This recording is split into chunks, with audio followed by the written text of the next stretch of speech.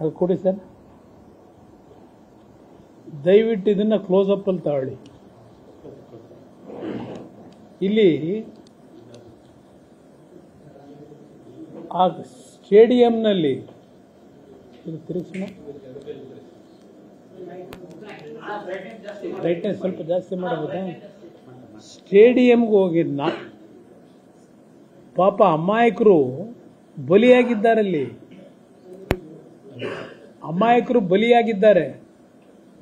ಅಲ್ಲೂ ಇದಕ್ಕೆ IPL ಟ್ರೋಫಿಗೆ ಮುತ್ತು ಕೊಟ್ಕೊಂಡು ನಿಂತವ್ರೆ. ಮುತ್ತು ಕೊಡಕ್ಕೆ ಅಲ್ಲೊಂದು ಕಡೆ ಹೋಗೋರು, ಮತ್ತೆ ಸ್ಟೇಡಿಯಂಗೆ ಅಲ್ಲಿ ಹೆಣ ಬಿದ್ದಿದೆ. 11 ಜನ ಆ ಅಮಾಯಕ ಮಕ್ಕಳು, ಸಣ್ಣ ಸಣ್ಣ ಮಕ್ಕಳು ತೀರ್ಕೊಂಡು ಹೋಗಿದ್ದಾರೆ ಆ ಸ್ಟ್ಯಾಂಪೇಡ್ನಲ್ಲಿ. ಇವರು ಅಲ್ಲಿ ಹೋಗಿ ಆ ಹೆಣದ ಮುಂದೆ ಮುತ್ತು ಕೊಟ್ಕೊಂಡು ನಿಂತವ್ರೆ.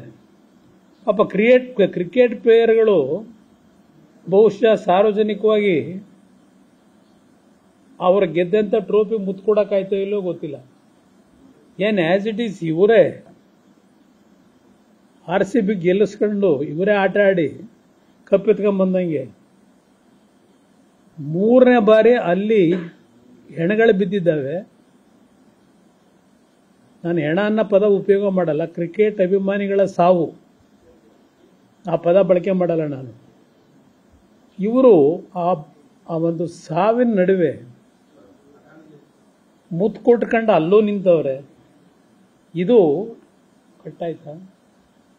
ಆಕ್ಚುಲಿ ನಡೆದಿರತಕ್ಕಂಥ ಘಟನೆ.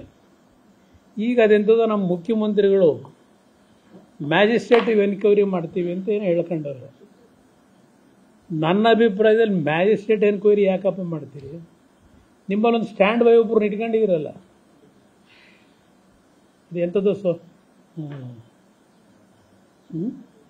ದೇವು, ನ್ಯಾಯದೇವು. ಇಲ್ಲ ದೇವಲ್ಲ, ದಾಸು, ನಾಗಮೋಹನ್ ದಾಸ್. ಅವ್ರಿಗಿಂತಲೂ ಬೇಕಾ ಇವು ತನಿಖೆ ಮಾಡಿ ವರದಿ ಕೊಡೋಕ್ಕೆ? ಸ್ಟ್ಯಾಂಡ್ ಬೈ ಇಟ್ಕೊಂಡಿದ್ದೀರಲ್ಲ ನೀವು. ಪಾಪ ಮ್ಯಾಜಿಸ್ಟ್ರೇಟ್ ಏನು ಮಾಡ್ತಾನೆ? ಮ್ಯಾಜಿಸ್ಟ್ರೇಟ್ ಕೈಲಿ ವರದಿ ಕೊಡೋಕ್ಕಾಯ್ತದ? ಇಲ್ಲಿ ನಾನು ರಾಜಕೀಯ ಬೆರೆಸ್ತಾ ಇಲ್ಲ, ಬಹಳ ಸ್ಪಷ್ಟವಾಗಿ ಹೇಳ್ತೀನಿ.